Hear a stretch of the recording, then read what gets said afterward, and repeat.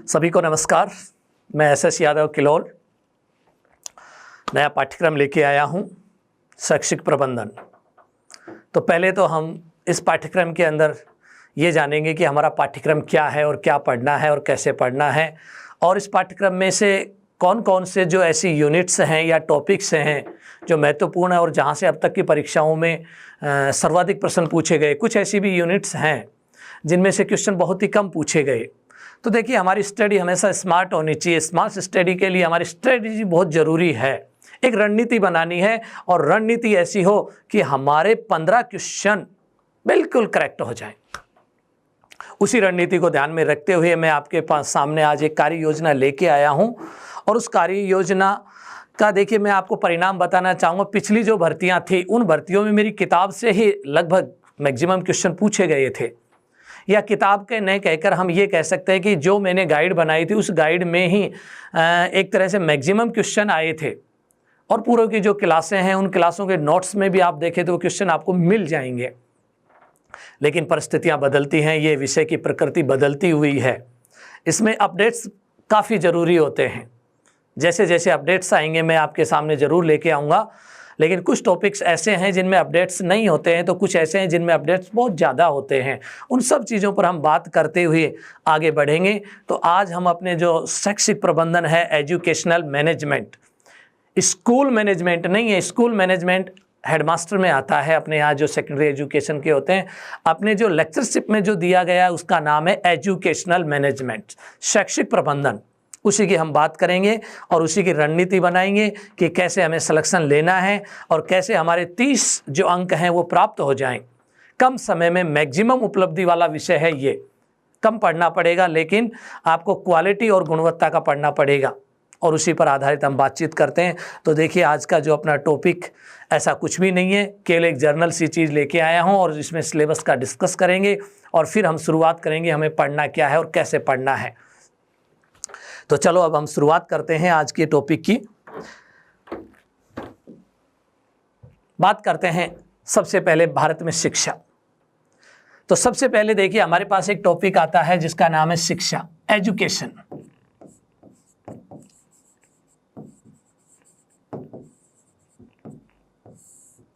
काफ़ी इंपॉर्टेंट बात है।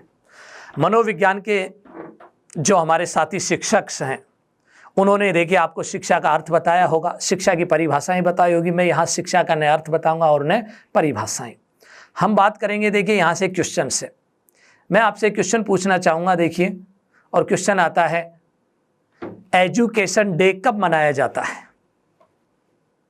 बताओ। दूसरी चीज आती है, एजुकेशन डे को हम हिंदी में कहते हैं शिक्षा दिवस, कब मनाया जाता है? तो मेरा पहला क्वेश्चन आता है एजुकेशन डे। आप सोच रहे होंगे 5 सितंबर, आप गलत सोच रहे हैं। वो है टीचर्स डे, शिक्षक दिवस। तो दूसरा देखिए यहां आता है टीचर्स डे, या हम कहते हैं शिक्षक दिवस।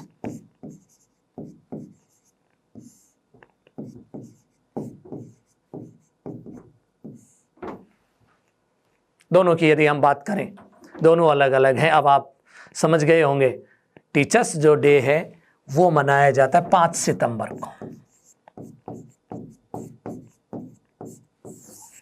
तो बताइए, एजुकेशन डे या शिक्षा दिवस कब मनाया जाता है? शिक्षा दिवस, शिक्षा दिवस कब मनाया जाता है भारत के अंदर? और बिल्कुल सही आंसर आता है इसका 11 नवंबर।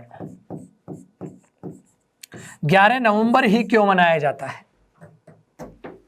भारत के पहले शिक्षा मंत्री का जन्मदिन 11 नवंबर को आता है। उन्हीं की याद में इसे घोषित किया गया एजुकेशन डे, या हम कहते हैं शिक्षा दिवस। दोनों में अंतर है, टीचर्स डे अलग है, डॉक्टर राधाकृष्णन, और ये अबुल कलाम के जो जन्मदिन है उसके रूप में मनाते हैं, शिक्षा दिवस के रूप में। दूसरी चीज़ ये केवल मैंने इसलिए बतानी चाहिए क्योंकि अपने विषय में काफ़ी बारीकियां हैं। कई बार हम अर्थ कुछ और लगाते हैं और अर्थ कुछ और ही होता है, इसलिए ये थोड़ी सी चीज़ मैंने बताने की कोशिश की। जब बात चली गई शिक्षा की तो हम कुछ और आगे की बात करते हैं। देखिए यहाँ पर देखिए, आज़ादी से पहले की हमारी शिक्षा कुछ और ही, हमारा देश आज़ाद हो गया। आज़ाद होने के बाद हमारा संविधान लागू हो जाता है, और संविधान जब लागू हो जाता है तो संविधान में एक अनुच्छेद है, अनुच्छेद 45।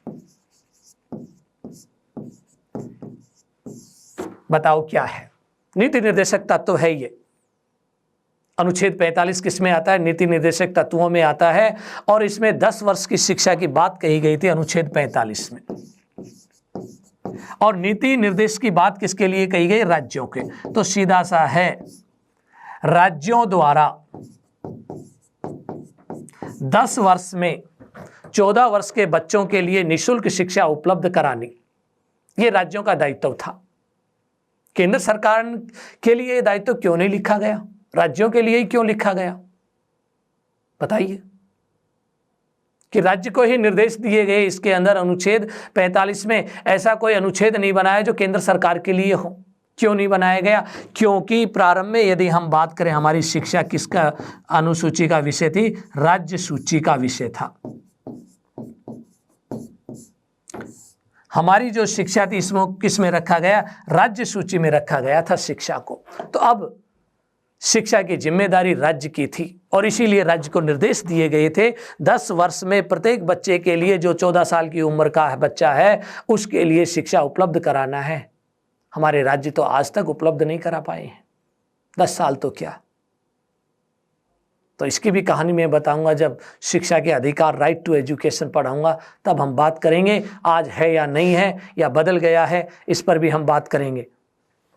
दूसरी बात आती है कि जब राज्य सूची की जो बात है कि शिक्षा को राज्य सूची में रख दिया गया, इसीलिए केंद्र में कोई मंत्री भी नहीं बनाया गया। केवल जो मंत्री बनाया गया, कहां पर बनाया गया? राज्य स्तर पर ही मंत्री बनाया गया। बाद में एक समस्या महसूस की जाने लगी, और वो क्या थी? देश के अंदर एक जैसी शिक्षा का अभाव। अगर पूरे देश में हम एक जैसी शिक्षा देना चाहते हैं तो शिक्षा को यहाँ से निकालना पड़ेगा राज्य सूची से। और कौन सी अनुसूची में रखा जाए? या तो समवर्ती सूची में या केंद्रीय सूची में। अगर केंद्रीय सूची में रख देते हैं तो सारी जिम्मेदारी केंद्र की हो जाती है। इसलिए 42वें संविधान संशोधन के अंदर, कौन सा संविधान संशोधन? 42वां संविधान संशोधन 1976। और ये संशोधन करने के बाद देखिए शिक्षा को किस में रख दिया गया? समवर्ती सूची में रख दिया गया। और समवर्ती सूची का मतलब है केंद्र और राज्य दोनों की जिम्मेदारी होगी अब शिक्षा पर जो काम करना है। तो देखिए हम यहाँ परिभाषाएं नहीं पढ़ रहे हैं शिक्षा की। शिक्षा से संबंधित कुछ शिक्षा दिवस, शिक्षक दिवस, अनुच्छेद 45, और शिक्षा देखिए कौन से विषय पर आधारित है? राज्य सूची पर आधारित था। लेकिन 1976 के बाद इसे बदल दिया गया 42वें संविधान संशोधन, और किस में रख दिया? समवर्ती सूची। जैसे ही हम इसे समवर्ती सूची में लाए तो अब केंद्र में एक पद होना जरूरी था, शिक्षा मंत्री का पद भी, और एक मंत्रालय की स्थापना की गई।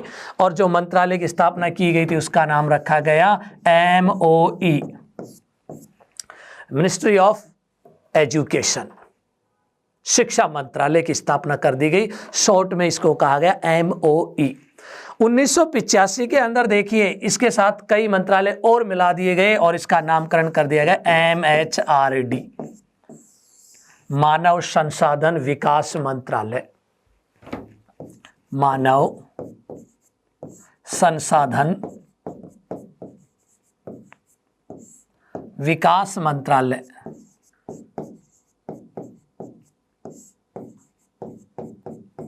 और जिसका एक मंत्री भी होने लगा। और पहले जो शिक्षा मंत्री बने थे उन्हीं का जन्मदिन किसके रूप में मनाते हैं हम? उन्हीं का जन्मदिन शिक्षा दिवस के रूप में 11 नवंबर जो शिक्षा दिवस के रूप में घोषित कर दिया गया। तो यहाँ मंत्री पद सर्जित हो गया जिसका नाम रखा गया MHRD। लेकिन नई शिक्षा नीति आई 2020। तो दोस्तों याद रखना, नई शिक्षा नीति के अंदर MHRD से अलग कर दिया गया हमारे शिक्षा मंत्रालय को फिर वापस, और एक नया मंत्रालय पुनः MHRD से जो नया मंत्रालय आ गया उसका नाम क्या है? MOE, मिनिस्ट्री ऑफ एजुकेशन, यानी शिक्षा मंत्रालय। याद रखना 2020 से फिर पुणे आ गया हमारे पास जिसका नाम है शिक्षा मंत्रालय। ये देखिए अब ये है कब से है? 2020 से। नई शिक्षा नीति में नाम बदल दिया गया। तो इस तरह से आप देखिए कुछ छोटे छोटे क्वेश्चन बन के आते हैं। शिक्षा दिवस, शिक्षक दिवस, अनुच्छेद 45, राज्य सूची, समवर्ती सूची, मानव संसाधन विकास मंत्रालय, और उसके बाद आज यदि आपसे पूछा जाए हमारी शिक्षा को देखने के लिए क्या बनाया गया, शिक्षा मंत्रालय। शिक्षा मंत्रालय का एक शिक्षा मंत्री भी है। ये बात कर रहे हैं हम किसकी, भारत सरकार की।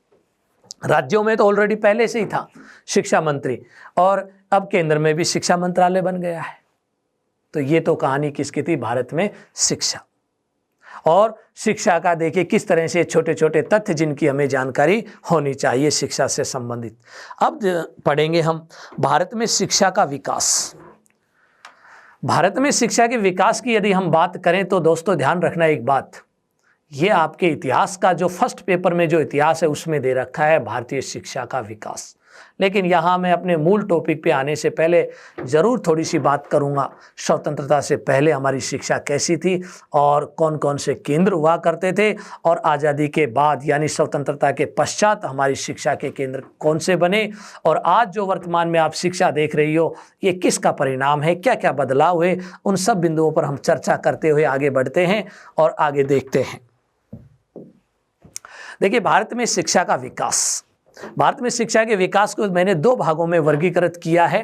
पहला भाग तो देखिए हमने देखा स्वतंत्रता से पूर्व, और दूसरा पार्ट हमने देखता है स्वतंत्रता के बाद हमारी शिक्षा कैसी है। तो सबसे पहले हम देखेंगे आज़ादी से पहले जो हमारी शिक्षा कैसी थी, और स्वतंत्रता से पूर्व यदि शिक्षा की बात करें तो इसे हम तीन भागों में बांट लेते हैं। एक तो एशियंट देखिए हमारी जो इरा की जो एजुकेशन है उसको, एक मिडाइवल की देखते हैं, और एक ब्रिटिश। तो कहने का मतलब है प्राचीन, मध्यकालीन, और उसके बाद कौन सी आती है, ब्रिटिश। सबसे पहले प्राचीन की यदि हम बात करें तो इसको लिखा भी है मैंने 1200 ईसा पूर्व की। 1200 ईसा जो पूर्व है उससे पहले जो हमारी शिक्षा थी, 1200 ईसा पूर्व की यदि हम हमारी शिक्षा की बात करें तो देखिए यहाँ पर एक तो शिक्षा दी जाती जिसका नाम था वैदिक शिक्षा। वेद पढ़ाए जाते थे भाई, और जब वैदिक युग खत्म हो जाता है तो फिर आता है बौद्ध शिक्षा। वैदिक जो शिक्षा दी जाती थी उसके जो केंद्र बताए गए हैं आश्रम या गुरुकुल।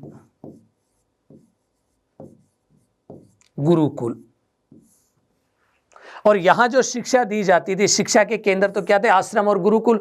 शिक्षा दो दी जाती थी यहां पर यदि हम बात करें तो किस में दी जाती थी, संस्कृत में। भाषा कौन सी थी, संस्कृत। बात करते हैं देखिए प्राचीन काल में ही बौद्ध धर्म, क्योंकि वैदिक के साथ साथ एक नया धर्म डेवलप हुआ था जिसका नाम क्या था, बौद्ध धर्म। यहाँ जो शिक्षा जो दी जाती तो धार्मिक शिक्षाओं का ही चलन था। बौद्ध धर्म की शिक्षा दी जाती थी, उन केंद्रों को कहा जाता था बौद्ध विहार। क्या कहा जाता था, बौद्ध विहार। यहाँ जो भाषा बदल गई थी, प्राकृतिक भाषा हो गई, पाली और प्राकृतिक भाषा देखिए बौद्ध विहारों के अंदर अपनाई जाने लगी, और शिक्षा का माध्यम भी हमारा देखिए कौन सी भाषा बनी थी, या प्राकृतिक और पाली भाषाएं। अब चलते हैं मध्यकाल। मध्यकाल में सबसे ज़्यादा जो प्रभाव पड़ा था मुगल काल का, क्योंकि एक लंबा इरा रहा था हमारे इतिहास में। यदि हम देखें मुगल काल का प्रभाव इतना ज़्यादा पड़ा, और मुगल काल में जो हमारी शिक्षा की यदि बात करें तो यहाँ देखिए एक तो क्या थे अपने मकतब शिक्षा के केंद्र, दूसरा क्या थे मदरसे। यहां देखिए शिक्षा दी जाती धार्मिक शिक्षा, मुस्लिम वर्ग से संबंधित जो शिक्षा थी, धर्म से संबंधित शिक्षा का चलन हुआ। लेकिन यहां भाषा बदल गई। यहां आते आते देखिए उर्दू और फारसी भाषा, उर्दू और फारसी में, यहां पाली में, और कौन सी थी, प्राकृतिक या प्राकृत भाषा, उर्दू और फारसी। यहां हम बात करें संस्कृत। अब देखिए यहां से आगे चलते हैं और फिर आ जाता है प्लासी का युद्ध 1757, और वहीं उस प्लासी का एक निर्णायक युद्ध था भारतीय इतिहास के लिए। इस निर्णायक युद्ध ने अंग्रेजों का आगमन हो जाता है अपने देश में, और अंग्रेज अपने साथ अपनी भाषा लेके आते हैं जिसे हम आंग्ल भाषा कहते हैं या अंग्रेजी भाषा जिसे हम कहते हैं, और उसी युग का नाम है ब्रिटिश युग। और ब्रिटिश युग में जो भाषा आती है अंग्रेजी भाषा। अब यहाँ शिक्षा का केंद्र जो बनता है उसे कहा जाता है स्कूल। शिक्षा के केंद्र समय समय पर बदलते रहे, केवल मुझे ये शब्द बताना था स्कूल, पहले नहीं था हमारे पास ये शब्द। अगर हम बात करें मध्यकाल में हिंदुओं की यदि शिक्षा की बात करें, क्योंकि ये तो मुस्लिम वर्ग की शिक्षा थी, हिंदुओं की शिक्षा मंदिरों के माध्यम से, और मंदिरों के माध्यम में एक नया शब्द देखिए गढ़ दिया गया जिसका नाम क्या था, पाठशाला। ये देखिए पहले कहा जाता था इनको पाठशाला। यहाँ हिंदुओं के बच्चों के लिए शिक्षा थी, मुस्लिम बच्चों के लिए मकतब और मदरसे बनाए गए। और ये जो पाठशालाएं थी, यहाँ भाषा संस्कृत के साथ साथ धीरे धीरे हिंदी भाषा का भी प्रचलन होने लगा। ब्रिटिश युग की बात करें तो एक हमारे जो केंद्र बन गए स्कूल, और भाषा कौन सी आ गई, अंग्रेजी। पाठशालाओं में हिंदी तो स्कूलों में अंग्रेजी। बाद में दोनों भाषाओं को अपना लिया गया, दोनों भाषा चलन में आ जाती हैं, और इस तरह से भारत के अंदर स्वतंत्रता से पूर्व शिक्षा के केंद्र बने, और उन केंद्रों में भाषाएं, और धीरे धीरे नाम, पहले आश्रम गुरुकुल, फिर बौद्ध विहार, फिर देखिए मदरसे, मकतब, पाठशालाएं, और अंत में क्या आ जाता हमारी स्कूल। तो मैं आप लोगों को यही बताना चाह रहा था, जिस हम एजुकेशन सिस्टम की बात कर रहे हैं, शिक्षा की हम बात कर रहे हैं, वो सिस्टम आपके सामने है। अब एक चीज़ और याद रखना, जैसे मैंने बताया था शिक्षा को इंग्लिश में क्या कहते हैं, एजुकेशन, शिक्षा। ये दोनों चीज़ें याद रखना। यदि ये एजुकेशनल हो जाए तो इसका अर्थ हो जाता है शैक्षिक। कई जगह देखिए हम गलती कर देते हैं जल्दबाजी में, कई बार फुल फॉर्म पूछी जाएंगी अपने यहाँ, और फुल फॉर्म में देखिए कई जगह तो एजुकेशन लगेगा, तो कई जगह क्या लगेगा, एजुकेशनल। तो याद रखना एजुकेशनल का मतलब इंग्लिश में है ना, हिंदी में है शैक्षिक, और एजुकेशन का मतलब होता है ओनली फॉर शिक्षा। एजुकेशन शिक्षा, एजुकेशनल शैक्षिक। ये बारीकी की छोटी छोटी बातें मैं बताते चलूँगा ताकि आपकी त्रुटियाँ नहीं हों, क्योंकि बार बार मौके नहीं मिलते हैं परीक्षा देने के। और जब इजी जो आती हुई चीज़ जब गलत हो जाती है एग्जाम में, तो हम जरूर सोचते हैं कि मुझे ये गलती नहीं करनी चाहिए थी, और इजी क्वेश्चन को गलत करने का मतलब है कि कंपटीशन से बाहर होना। चलो आगे बढ़ते हैं। आ जाइए, स्वतंत्रता के बाद हमारी एजुकेशन की बात करते हैं। स्वतंत्रता के बाद यदि हम एजुकेशन की बात करें तो आज की शिक्षा जो आपने ली है, ये शिक्षा किसी एक दिन का परिणाम नहीं है दोस्तों। ये शिक्षा देखिए कई समितियों का परिणाम है, ये शिक्षा कई आयोगों का परिणाम है, ये शिक्षा कई नीतियों का परिणाम है। यानी बहुत सारे आयोग आए, आयोग को कह देते हैं हम कमीशन, एजुकेशन कमीशन, बहुत सारी कमेटियाँ, एजुकेशन कमेटीज, या हम कह दीजिए शिक्षा समितियाँ, या पॉलिसीज। पॉलिसी को हम हिंदी में क्या कहते हैं, नीतियाँ, एजुकेशन पॉलिसी। कौन कौन सी नीतियाँ आई, कौन कौन से आयोग आए, कौन कौन सी समितियाँ आई, इन पर भी हम बात करते हैं, और विस्तार से बात न करके उन्हीं पर हम फोकस करेंगे जो अपने लिए एग्जाम की दृष्टि से बहुत ही महत्वपूर्ण है, जिनका कहीं ना कहीं जिक्र भी आएगा। चलो बात करते हैं। सबसे पहले शिक्षा आयोग।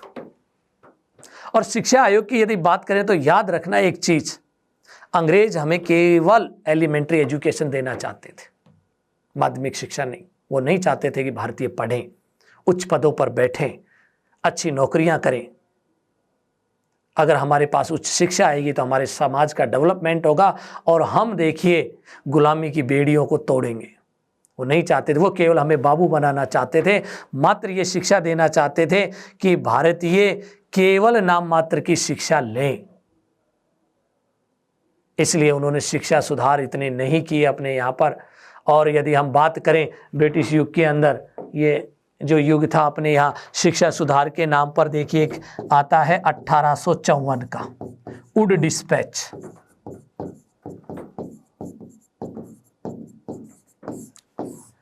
इंडियन एजुकेशन का मैग्ना कार्टा कहा जाता है वुड डिस्पैच 1854 का, क्योंकि यहीं से हमारे टीचर्स को ट्रेनिंग देना शुरू हुआ था।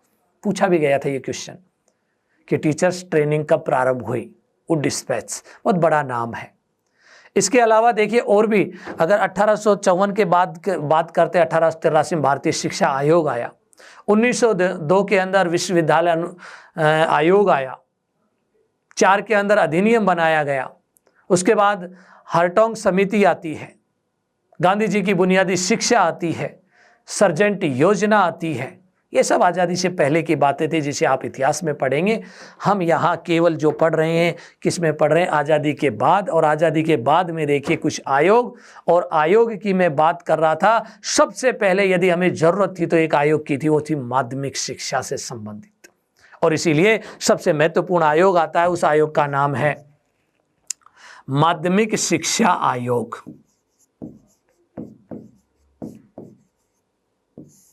माध्यमिक शिक्षा आयोग कब आया भाई ये आयोग? 1952 में गठन हुआ इसका, 53 में इसने रिपोर्ट दी, इसलिए हम कहते हैं 1952-53। इस आयोग का अध्यक्ष कौन था? चेन्नई विश्वविद्यालय आज नाम है, पहले चेन्नई का नाम हुआ करता था मद्रास विश्वविद्यालय के उप कुलपति वाइस चांसलर थे, जिनका नाम था डॉक्टर लक्ष्मण स्वामी मुदालियर। और इसीलिए मुदालियर साहब के नाम पर इसे कहा जाता, मुदालियर आयोग भी कहा जाता है।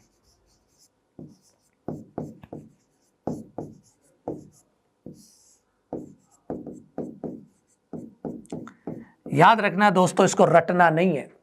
परीक्षा पूछा जाता मुदालियर आयोग का संबंध किससे था? अरे सीधा सा यहां लिखा हुआ माध्यमिक शिक्षा से। माध्यमिक शिक्षा कौन सी है? 9 से 12, 1 से 8 कहलाती है प्रारंभिक शिक्षा, एलिमेंट्री एजुकेशन। सेकेंडरी एजुकेशन कहलाती है माध्यमिक शिक्षा, इंग्लिश में कहते हैं सेकेंडरी एजुकेशन कमीशन। और सेकेंडरी एजुकेशन कमीशन के देखिए प्रेसिडेंट थे, कौन थे? मुदालियर साहब, डॉक्टर लक्ष्मण स्वामी मुदालियर, इसीलिए कहते हैं मुदालियर। और इसका परिणाम देखिए, ये कह सकते हैं कि मुदालियर जो आयोग आया था, इसका काम क्या था? भारत में माध्यमिक शिक्षा की व्यवस्था करना, अर्थात उसका सुदृढ़ीकरण करना भारत के अंदर। और सबसे पहले देखिए माध्यमिक शिक्षा आयोग ने एक बात कही कि यदि माध्यमिक शिक्षा को देश में डेवलप करना चाहते हो तो पहले बोर्ड बना दीजिए। पहले बोर्ड नहीं होता था, राजस्थान माध्यमिक शिक्षा बोर्ड अजमेर है ना अपना, ऐसे बोर्ड नहीं हुआ करते थे। इन्होंने अभिशंसा की कि क्या होने चाहिए? बोर्ड होने चाहिए। क्या होने चाहिए? बोर्ड। और प्रत्येक राज्य में एक एक बोर्ड का गठन किया गया। जब माध्यमिक शिक्षा बोर्ड पढ़ाऊंगा तो आपसे मैं पूछूंगा ये सवाल फिर रिपीट करके कि राजस्थान माध्यमिक शिक्षा बोर्ड किस आयोग का परिणाम है? तो दोस्तों याद रखना, माध्यमिक शिक्षा आयोग, या हम कहते हैं मुदालियर आयोग का परिणाम। दूसरा देखिए हमारे पास जो आता है आयोग, बहुत ही बड़ा आयोग, और भारतीय एजुकेशन का इसे माइलस्टोन भी कहा जाता है,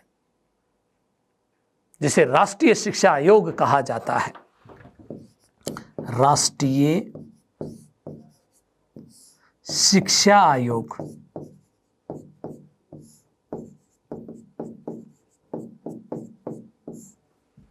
और ये आयोग आता है 1964 में गठन और 66 में अपनी रिपोर्ट देता है। इस आयोग के अध्यक्ष बनाए गए थे, उनका नाम था डॉक्टर दौलत सिंह कोठारी जी, इसीलिए इसे कहा जाता कोठारी आयोग भी। इंडियन एजुकेशन कमीशन, भारतीय शिक्षा का देखिए माइलस्टोन है, नींव का पत्थर है ये, और इस आयोग का दूसरा नाम है कोठारी आयोग। काफी महत्वपूर्ण है दोस्तों ये। क्यों है ये महत्वपूर्ण? क्योंकि इन्होंने कुछ बातें बताई थी इस आयोग में। एक बात बताई थी, वो थी पाठ्यक्रम। पहली बार इन्होंने कहा था पूरे देश का एक पाठ्यक्रम होना चाहिए। दूसरी बात देखिए इन्होंने जो कही थी, कॉमन एजुकेशन, पूरे देश में एक ही शिक्षा होनी चाहिए। अमीर का बच्चा हो चाहे गरीब का बच्चा हो, एक ही बेंच पे पढ़ेगा, और एक ही स्कूल होंगे सभी के लिए, गवर्नमेंट स्कूल, अलग अलग नहीं होंगे। आज आप देख रहे हो हमारे स्कूल ही बदल गए, अमीरों के बच्चे कहीं और पढ़ रहे हैं, गरीबों के बच्चे कहीं और पढ़ रहे हैं। वो कोठारी आयोग ने कहा था आज यदि आप समाजवाद लाना चाहते हैं तो कॉमन एजुकेशन लागू कर दो, कॉमन शिक्षा पूरे देश में। ये देखिए, इसीलिए कोठारी साहब को आज भी याद किया जाता है। पाठ्यक्रम बनाए इन्होंने, 10 वर्ष का अनिवार्य पाठ्यक्रम बनाने की बात कही थी सभी के लिए, हर बच्चा पढ़ेगा उस पाठ्यक्रम को, और सबके लिए अनिवार्य हो जाए।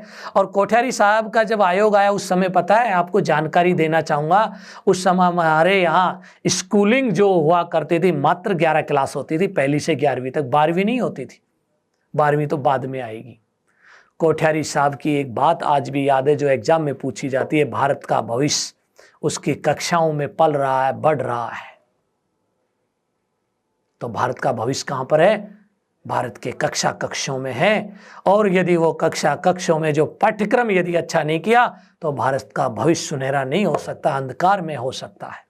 और ये कोटेशन पूछी भी गई है, भारत का भविष्य कक्षाओं में पल रहा है, बढ़ रहा है। ये किसने कहा था? कोठारी आयोग ने, अर्थात कोठारी साहब द्वारा कही गई बात थी। तो ये तो 2 आयोग याद रखना। अब चलते हैं हमारी समितियां। समितियां तो देखिए छोटे छोटे सुधार करने के लिए कमेटियां बनाई जाती हैं, शिक्षा में सुधार करने के लिए। लेकिन आयोग देखिए बड़े होते हैं, इनका गठन किया जाता है, लेकिन समितियां भी छोटे छोटे सुधारों के लिए गठित कर दी जाती है। बालिका शिक्षा पर जोर देने के लिए, महिला शिक्षा पर जोर देने के लिए पहली बार एक समिति का गठन किया गया जिसका नाम था दुर्गाबाई देशमुख समिति। तो याद रखना ये भी एग्जाम की दृष्टि से महत्वपूर्ण है, दुर्गाबाई देशमुख।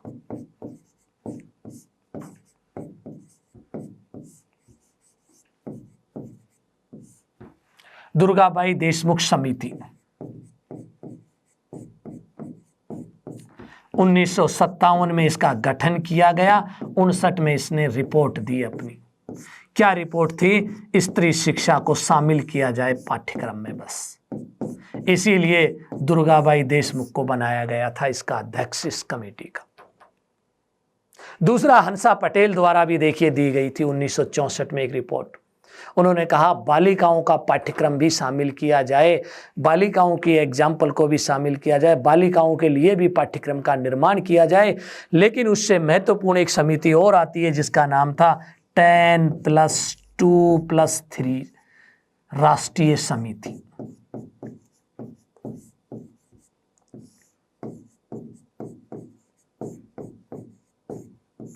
(1975) काफी महत्वपूर्ण थी। दूसरी जो समिति बनाई गई है जो महत्वपूर्ण 10+2+3 ये पद्धति दी गई हमारे देश के लिए। कहा कि हमारे देश के लिए जो 10+1 जो पद्धति चली आ रही थी किसकी? ब्रिटिश, वो नहीं होनी चाहिए। कमेटी बनाई 10+2+3 वाली पद्धति के लिए और कहा गया इसको लागू कर देते हैं। तो उसके लिए कमेटी बनी, कमेटी ने अपनी रिपोर्ट दी। रिपोर्ट में ये कहा कि यही सिलेबस होना चाहिए, हमारे देश के लिए अनुकूल है। और इसीलिए आपने देखा होगा 10+2 का मतलब है 10वीं तक।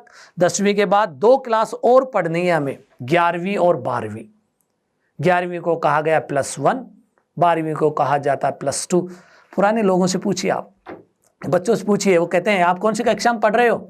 +1 में हो सर। दूसरे बच्चे से पूछिए, वो कहेगा +2 में। ये +2 आया कहां से? यहीं से आया था ये शब्द।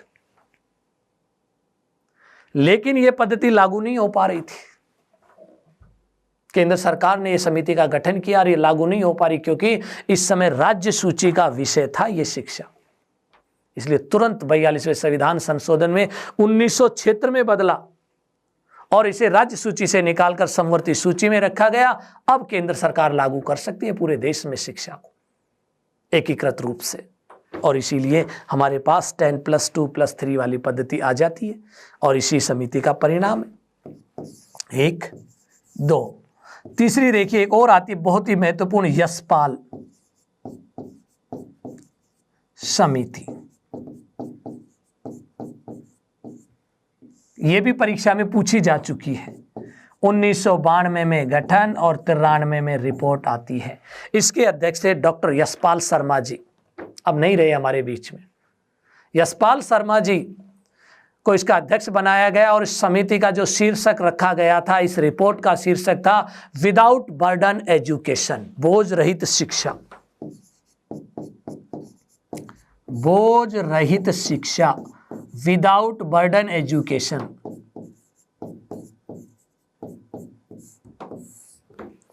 अब इन्होंने कहा कि बच्चे के ऊपर बोझ बढ़ रहा है 2 तरह से। एक तो उसका जो बैग है, उस बैग की पुस्तकें हैं वो ज़्यादा होती जा रही हैं उस बच्चे के अकॉर्डिंग। बच्चे का वजन देखिए 8 किलो, किताबों का वजन 10 किलो। कॉपी किताब सबका वो बच्चा उठा नहीं पा रहा, उस बोझ के नीचे दब रहा है। दूसरी बात ये मानी गई कि जो हमारा पाठ्यक्रम है वो गलत है, पाठ्यक्रम बोझिल है, बच्चे को रटने पर जोर दे रहा है। पाठ्यक्रम ऐसा हो जो बच्चे को सिखाए और गतिविधि पर जोर देने वाला हो, इसलिए इसको बदलना चाहिए। और जिसका परिणाम आपने देखा एनसीएफ 2005, जिसके अध्यक्ष भी इन्हीं को बनाया गया था, यशपाल शर्मा जी को, ताकि ये एक ऐसा पाठ्यक्रम दे सके बच्चों के लिए जो बोझ रहित हो, विदाउट बर्डन एजुकेशन, अर्थात गतिविधियों आधारित, अधिगम पर आधारित पाठ्यक्रम बनाया जाए। लास्ट में हम देखते हैं शिक्षा नीतियां। शिक्षा नीति की यदि बात करें तो सबसे पहले शिक्षा नीति जो बनी थी NEP, नेशनल एजुकेशन पॉलिसी 1968, दोस्तों असफल रही। क्यों? भारत सरकार शिक्षा नीति बनाए, विषय हो राज्यों का, तो कैसे लागू हो सकती है? क्योंकि इस समय 1968 में शिक्षा क्या थी? राज्य सूची का विषय था, इसलिए केंद्र सरकार इसे लागू नहीं कर पाई, राज्यों पर थोप नहीं पाई इस चीज को। इसका परिणाम निकला कि इसमें संशोधन हुआ, और संशोधन होने के बाद ये देखिए नई शिक्षा नीति आती है 1986, न्यू एजुकेशन पॉलिसी NEP। कब आती है? 1986। इसे कहा जाता है भारतीय एजुकेशन का माइलस्टोन। अगर पॉलिसी की बात करें तो अब तक की सबसे महत्वपूर्ण पॉलिसी 1986, भारतीय शिक्षा का मील का पत्थर, the milestone of Indian education, किसको कहा जाता है? 1986 की शिक्षा नीति। और इस शिक्षा नीति ने सब कुछ बदल दिया हमारे देश की। इसमें टेक्नोलॉजी को समावेश किया गया, विकलांग बच्चों को इसको जोड़ने के लिए उसमें वो की गई। उसके बाद नवोदय विद्यालयों की अभिशंसा की गई, टीचर ट्रेनिंग्स की इसके अंदर बात कही गई कि बिना ट्रेनिंग के कोई टीचर नहीं लगेंगे। काफ़ी सारे बदलाव किए गए अपने इसके अंदर, नवाचारों के ऊपर जोर दिया गया।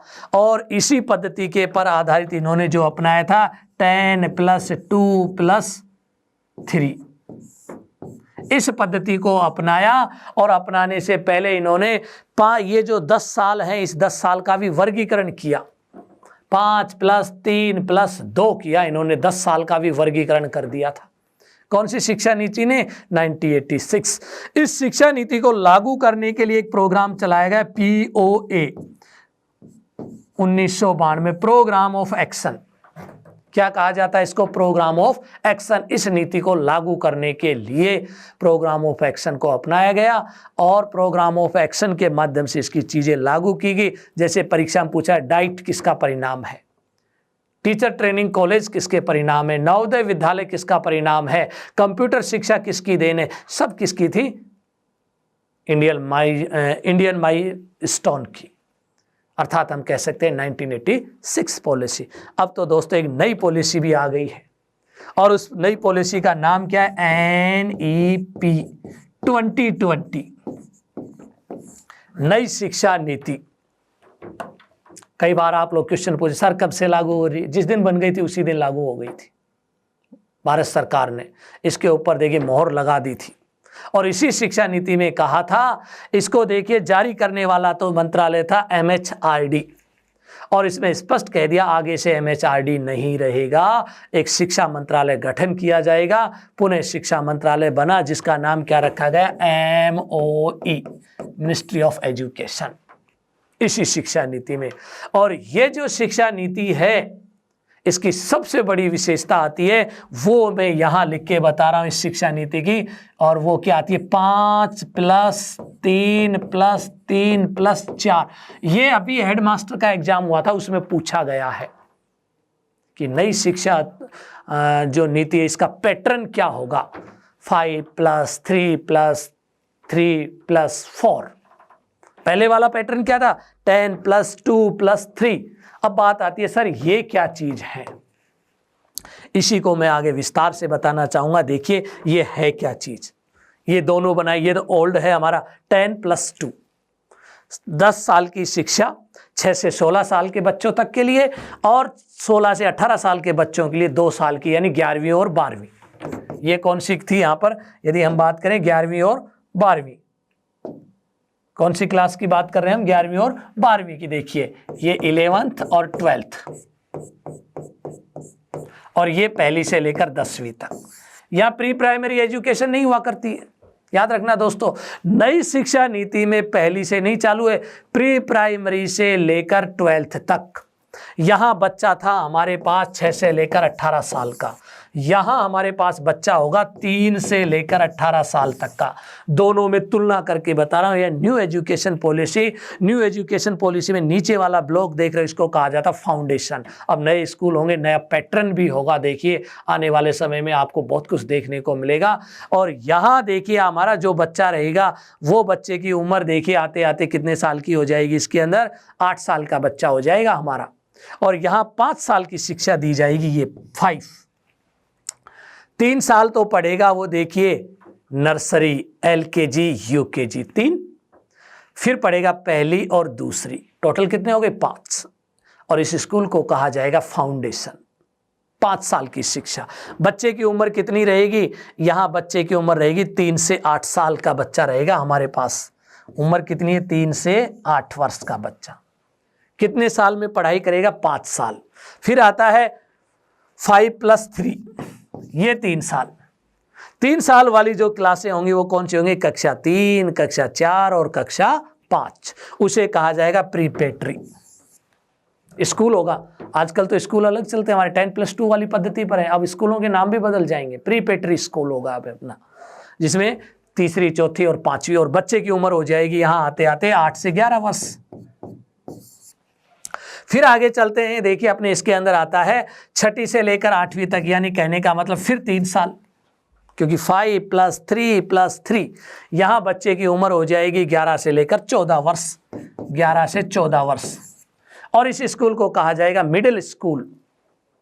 कौन सा स्कूल, मिडिल। क्लासें कौन सी होंगी, 6ठी, 7वीं, 8वीं।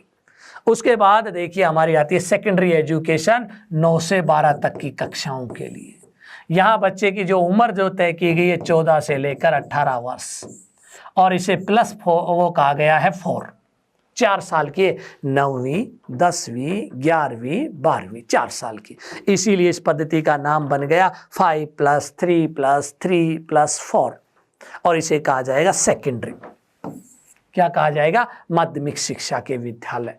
और ये पुरानी और नई पद्धति में पैटर्न था। नई शिक्षा नीति में एक चीज़ पर और दोस्तों जोर दिया गया है, वो मैं बता देता हूँ अभी आप लोगों को।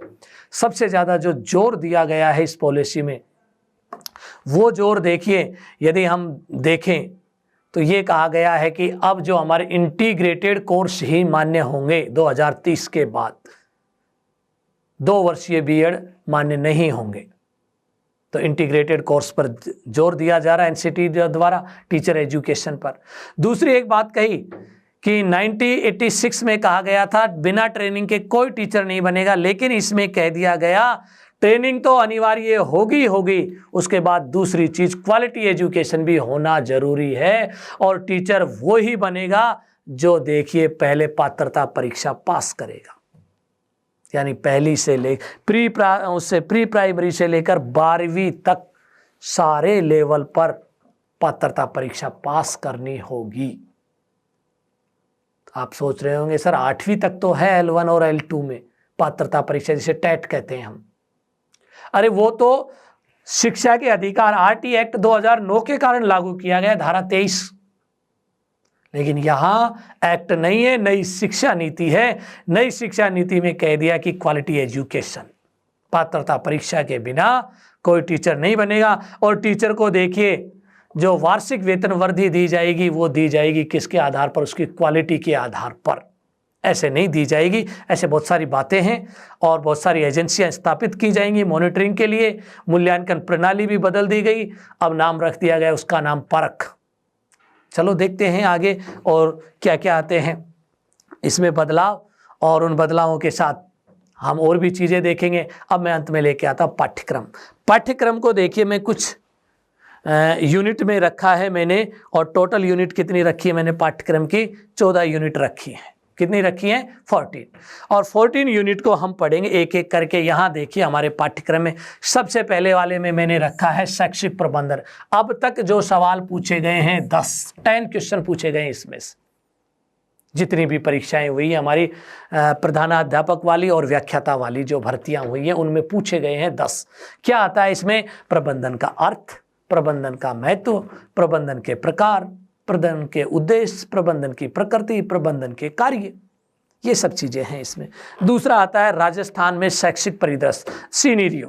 पूरे राजस्थान की एलिमेंट्री और सेकेंडरी एजुकेशन का जो परिदृश्य, कौन कौन सी संस्थाएं और कौन कौन से अधिकारी हैं, वो सारा परिदृश्य, कौन सी राजकीय हैं, कौन सी निजी हैं, इस तरह की जो सिस्टम जो अपने यहाँ पर है वो सारा का सारा देखिए किस में आता है, इसी सीनेरियो में आता है। और यहाँ से जो क्वेश्चन पूछे गए बहुत ही कम पूछे गए हैं। और कितने सवाल पूछे गए? 4 अब तक। अगला देखिए, स्कूल मैपिंग, बहुत ही अच्छे सवाल पूछे जाते हैं। स्कूल मैपिंग, शाला मानचित्रण या स्कूल मानचित्रण भी कह देते हैं। यहाँ से जो सवाल पूछे गए 6 अब तक। एक छोटा सा टॉपिक है, बहुत ही शानदार टॉपिक है। उसके बाद हम बात करते हैं विद्यालय एक विकेंद्रीकरण इकाई के रूप में। और ये जितने भी ये जो टॉपिक है ना, ये सारे लिंक्डेड हैं। यहाँ से भी सवाल जो पूछे गए हैं, कितने पूछे गए अब तक? 4 पूछे गए हैं, छोटे छोटे टॉपिक हैं। फिर आता है विद्यालय प्रबंधन समिति, एसएमसी, स्कूल मैनेजमेंट कमेटी। यहाँ से सवाल हर बार पूछा गया है, 7 क्वेश्चन पूछे गए यहाँ से, और सिंपल से सवाल, अच्छे से छोटा सा टॉपिक है। अगला आता है इंस्टीट्यूट प्लानिंग, आईपी। आईपी से देखिए संस्थागत नियोजन से संबंधित, जो प्लानिंग से संबंधित जो पूछे गए हैं सवाल, अब तक कितने पूछे गए? 2 सवाल, क्योंकि बहुत ही छोटा टॉपिक है। यहां से जो सवाल पूछे गए 2। फिर आता है एक महत्वपूर्ण और topic, educational management information system से संबंधित शैक्षिक सूचना प्रबंधन, और इसकी जो प्रणाली है उसको कहा जाता है EMIS। और दूसरा आता है इसी के साथ डाइस। 2 टॉपिक है अपने सिलेबस में, और यहां से सवाल पूछे गए 9। काफी सिंपल सवाल पूछे गए यहां से भी। फिर आता है शिक्षक, ये थोड़ा गलत लिख दिया, शिक्षक शिक्षा संस्थाएं, टीचर एजुकेशन इंस्टीट्यूट्स, और यहां से पूछे गए मैक्सिमम क्वेश्चन 19 क्वेश्चन। क्या क्या आते हैं अपने शिक्षक शिक्षा के अंदर? यहां देखिए अपने आता है एक तो रीजनल इंस्टीट्यूट RIE, फिर आता है हमारे बीएड कॉलेज IASE, फिर आते हैं CTE, और फिर आता है डाइट।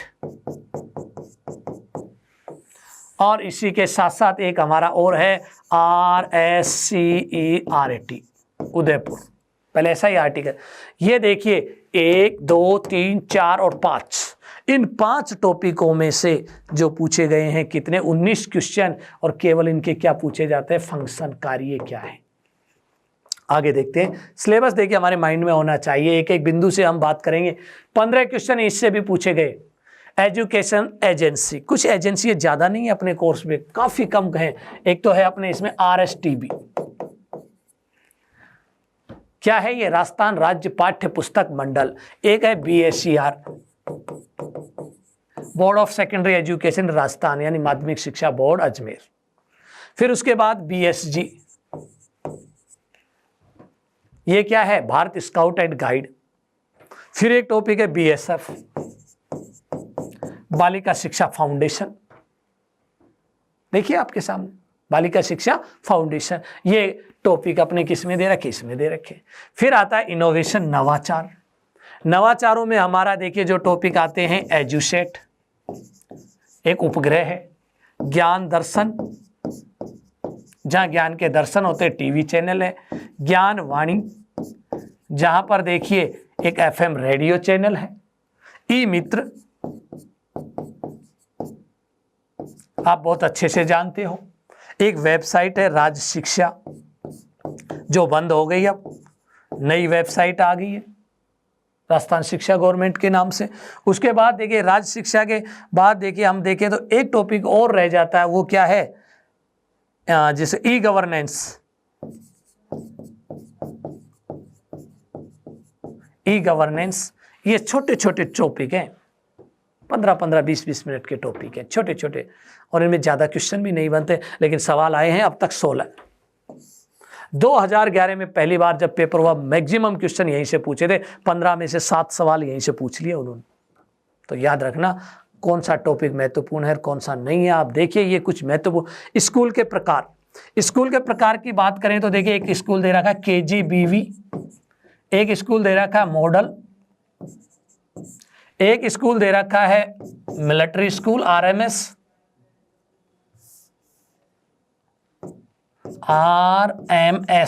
एक स्कूल दे रखा है सैनिक। कितने स्कूल हो गए अपने इसमें? KGBV है, मॉडल स्कूल है, RMS है और सैनिक स्कूल, और पांचवा है पब्लिक स्कूल।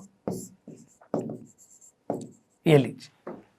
फिर आता है अपने इसमें योजनाएं, पुरानी योजनाएं दे रखी है, जैसे सर्व शिक्षा अभियान, 18 क्वेश्चन आए इससे भी। फिर आता है माध्यमिक शिक्षा अभियान रमसा, और अब दोनों बंद हो गए, दोनों की जगह क्या आ गए? समसा, समग्र शिक्षा अभियान। काफी सवाल पूछे जाते हैं।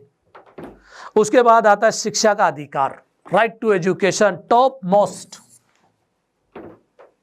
38 क्वेश्चन।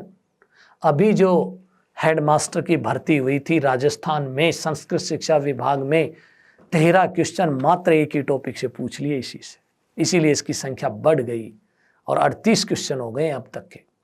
ये सारे एनालिसिस मेरी किताब में मिलेंगे। प्रीवियस पेपर एनालिसिस लॉन्च हो चुकी है किताब, और जल्दी ही आपको बुक स्टॉल पर भी मिल जाएगी, उसको ज़रूर खरीदना, उसमें देखना। उससे बढ़िया कोई शिक्षक हो नहीं सकता। क्या पढ़ना है, क्या छोड़ना है, कैसे पढ़ना है, ये सारे क्वेश्चन हमें बता देते हैं एनालिसिस के अंदर, और बहुत ही अच्छे तरीके से हमने एनालिसिस दिया है। और अंत में मैंने रखा है भारतीय शिक्षा का इतिहास, और ये हिस्ट्री का टॉपिक है, लेकिन फिर भी मैंने बताने की कोशिश की है।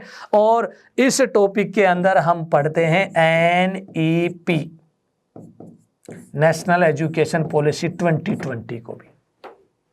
इस तरह से अपना पाठ्यक्रम है, और पाठ्यक्रम आपके सामने है। पढ़ना क्या है, कैसे पढ़ना है, और मेरे साथ जुड़े रहिए। एक एक बिंदु वाइज आपको देखिए मैं चीज़ें क्लियर करूँगा। और आज इतना ही, फिर मिलते हैं अगली क्लास के साथ। सभी को मेरा नमस्कार।